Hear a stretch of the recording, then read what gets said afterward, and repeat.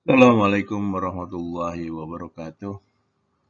Kita jumpa lagi dalam mata kuliah manajemen strategi. Pada pertemuan kedua ini, kita akan membahas tentang model manajemen strategis. Pokok-pokok bahasannya akan terdiri dari pendekatan perencanaan, fungsi perencanaan, macam-macam perencanaan, perencanaan strategis, dan model Fred R. David dan model Whelan and Hanger dan model-model yang lain. Perencanaan operasional mungkin kita sudah sampai pertemuan-pertemuan berikutnya. Pendekatan dalam perencanaan. Ada pendekatan atas bawah, nggak enak juga kalau disebut bahasa Indonesianya, tapi asalnya top down planning. Rencana disusun oleh pimpinan, bawahan tinggal melaksanakan. Pendekatan bawah atas, bottom up planning. Pimpinan organisasi memberi gambaran tentang permasalahan yang dihadapi, kewenangan diberikan kepada manajemen di bawahnya untuk menyusun rencana. Yang ketiga adalah pendekatan campuran, atas bawah dan bawah atas. Jadi ada satu mekanisme di level tertentu, di mana aspirasi bawahan ditampung oleh atasan berdasarkan arah yang sudah diberikan. Yang keempat adalah pendekatan kelompok. Rencana dibuat oleh sekelompok tenaga ahli dalam perusahaan. Bisa juga outsourcing. Fungsi perencanaan. Yang pertama, menerjemahkan kebijakan umum. Yang kedua adalah perkiraan yang bersifat ramalan. Karena perencanaan berkaitan dengan kegiatan di masa yang akan datang, maka perlu ramalan, perlu proyeksi, perlu forecasting. Kadang ramalan itu juga punya konotasi yang kurang enak, padahal ya artinya ramalan. Kemudian berfungsi ekonomi, karena apa? Karena sumber daya terbatas, sehingga perlu rencana di dalam penggunaannya. Yang berikutnya, fungsi perencanaan untuk memastikan satu kegiatan. Dengan rencana yang jelas, ada kepastian di dalam pelaksanaan. Yang berikut, fungsi perencanaan sebagai alat koordinasi dan alat pengawasan. Apakah realisasinya itu sesuai dengan rencana.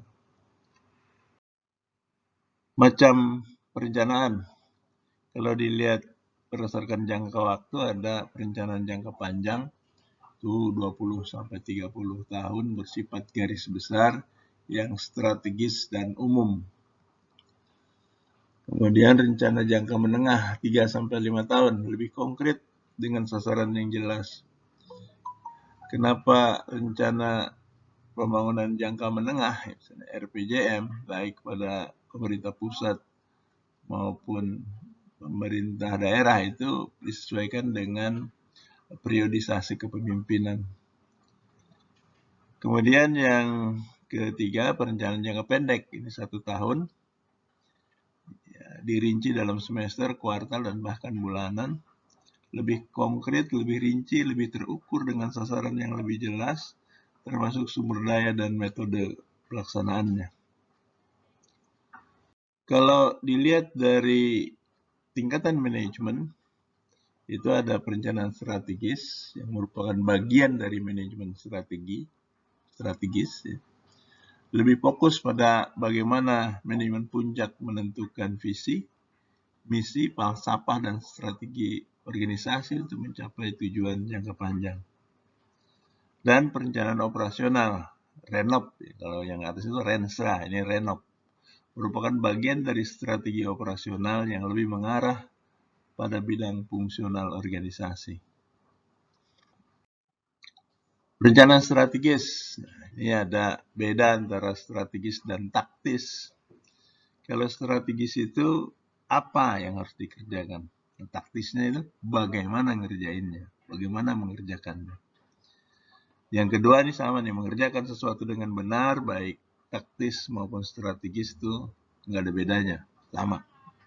Yang ketiga, di strategi itu menggunakan pertempuran ini untuk memenangkan perang. Karena memang istilah ini dulu lahir dari militer. Di taktis menggunakan tentara untuk memenangkan pertempuran. Nah, seperti sudah kita bahas, singgung dalam pertemuan yang lalu, dalam tahapan atau proses manajemen strategis itu terdiri dari 3 tahap: formulasi strategi, implementasi strategi, dan evaluasi strategi.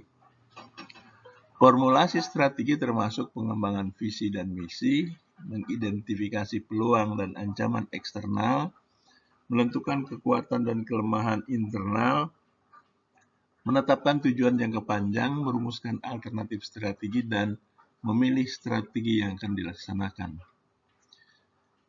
Implementasi strategi mensyaratkan perusahaan untuk menetapkan tujuan tahunan, membuat kebijakan, memotivasi karyawan, dan mengalokasikan sumber daya sehingga strategi yang telah diformulasikan dapat dijalankan.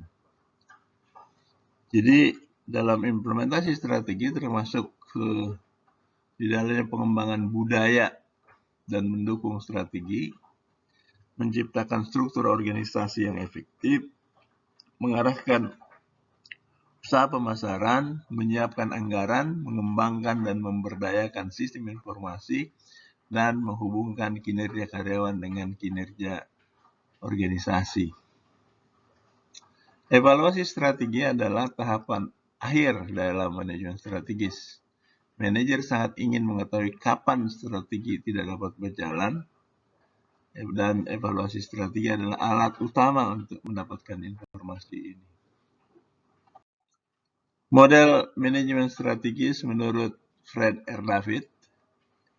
Ini ada satu gambar yang mungkin nggak terlalu jelas, tapi nanti kita akan lihat di urutannya, itu mulai dari pengembangan visi dan misi, kemudian melakukan analisis eksternal di bawah analisis internal, kemudian menetapkan sasaran jangka panjang, selanjutnya nih, dan implementasi strategi, kemudian implementasi strategi fungsional, kemudian mengukur dan mengevaluasi kinerja. Ini dari bukunya Fred R. David, dibagi chapter-chapternya, langsung modelnya dibagi chapter. Pada intinya 3 tahap: strategi formulation, strategi implementation, dan strategi evaluation. Coba kita lihat satu-satu. Visi. Visi yang dimiliki oleh sebuah organisasi merupakan suatu cita-cita tentang keadaan di masa datang yang diinginkan untuk terwujud oleh seluruh personel perusahaan, mulai dari jenjang yang paling atas sampai yang paling bawah, bahkan pesuruh sekalipun, office boy maksudnya. Kerenan office boy. Misi adalah penjabaran secara tertulis mengenai visi agar visi menjadi lebih mudah dimengerti atau jelas bagi seluruh staf perusahaan, karyawan, organisasi, stakeholders dari organisasi. Yang kedua, analisis lingkungan eksternal. Yang di bawahnya tadi analisis lingkungan internal. Jadi analisis lingkungan eksternal dan eksternal. Realisasi misi perusahaan akan menjadi sulit dilakukan jika perusahaan tidak berinteraksi dengan lingkungan eksternalnya. Oleh karena itu, tindakan untuk mengetahui dan menganalisis lingkungan eksternal menjadi sangat penting. Karena pada hakikatnya kondisi lingkungan eksternal berada di luar kendali organisasi. Selain pemahaman kondisi lingkungan eksternal, pemahaman kondisi lingkungan internal perusahaan secara luas dan mendalam perlu dilakukan. Oleh karena itu, strategi yang dibuat perlu bersifat konsisten dan realistis sesuai dengan situasi dan kondisinya. Berdasarkan pemahaman lingkungan internal ini, hendaknya kelemahan dan juga kekuatan yang dimiliki oleh organisasi dapat diketahui. Selain mengetahui kekuatan dan kelemahan, perusahaan perlu mencermati peluang yang ada dan memanfaatkannya agar perusahaan memiliki keunggulan kompetitif. Perlu diingat bahwa bila peluang disia-siakan, dia dapat saja berbalik menjadi ancaman bagi perusahaan. Logikanya, karena peluang yang disia-siakan dimanfaatkan oleh pesaing. Analisis pilihan strategi sebagai tahapan berikutnya. Pada dasarnya setiap perusahaan dalam menjalankan usahanya mempunyai strategi. Bentuk strategi beda-beda antar industri, antar perusahaan, dan bahkan antar situasi. Strategi-strategi ini dikelompokkan sebagai strategi utama atau strategi generik, dan dari bermacam-macam strategi dalam kelompok strategi utama ini akan dipilih salah satu atau kombinasi beberapa strategi induk atau grand strategi dengan menggunakan cara-cara tertentu. Sasaran jangka panjang. Upaya untuk mencapai tujuan perusahaan merupakan satu proses berkesinambungan yang memerlukan pentahapan. Menentukan apakah suatu tahapan sudah dicapai atau belum, diperlukan suatu tolok ukur, misalnya kurun waktu dan hasil, yang dirumuskan secara jelas dengan angka-angka kuantitatif. Pembuatan sasaran jangka panjang ini mengacu pada strategi induk yang telah ditetapkan sebelumnya. Strategi fungsional. Strategi fungsional yang sifatnya lebih operasional mengarah ke berbagai bidang fungsional untuk memperjelas hubungan makna strategi utama dengan identifikasi rincian yang lebih spesifik. Strategi fungsional ini menuntun dalam melakukan berbagai aktivitas agar konsisten, bukan hanya dengan strategi utamanya saja, melainkan juga dengan strategi bidang fungsional lainnya. Di dalam organisasi yang konvensional, bidang-bidang fungsional biasanya meliputi bidang keuangan, sumber daya manusia, produksi dan operasi, serta bidang pemasaran. Tahap terakhir dari model Fred R. David adalah program pelaksanaan, pengendalian, dan evaluasi. Agar sasaran dapat direalisasikan, strategi perlu ditindaklanjuti dengan pelaksanaan. Pelaksanaan akan efektif bila didahului dengan perencanaan. Perencanaan yang baik minimal mengandung azas-azas untuk mencapai tujuan, realistis, dan wajar, efisien, serta merupakan cerminan dari strategi dan kebijakan organisasi. Perencanaan yang masih dalam bentuk global dibuat dalam bentuk lebih detail, misalnya dalam bentuk program kerja. Jika program kerja telah disiapkan berikut sumber daya yang dibutuhkan, maka pelaksanaan kerja sudah dapat dimulai. Pengendalian atau pengawasan dimaksudkan untuk lebih menjamin bahwa semua kegiatan didasarkan pada rencana yang telah disepakati, sehingga sasaran tidak menyimpang atau keluar dari batas-batas toleransi. Model manajemen strategis menurut Whelan dan Hanger pada prinsipnya sama, cuma di Whelan dan Hanger ini digambarkan lebih linier. Isinya tetap sama, masing-masing elemen mengandung beberapa sub-elemen sebagai berikut. Misalnya pemantauan lingkungan, ada analisis eksternal dan analisis internal. Formulasi strategi, penentuan visi, penentuan misi, penentuan objektif, pembuatan strategi, dan penentuan kebijakan. Implementasi strategi dari mulai pembuatan program, penyusunan anggaran, dan pembuatan prosedur.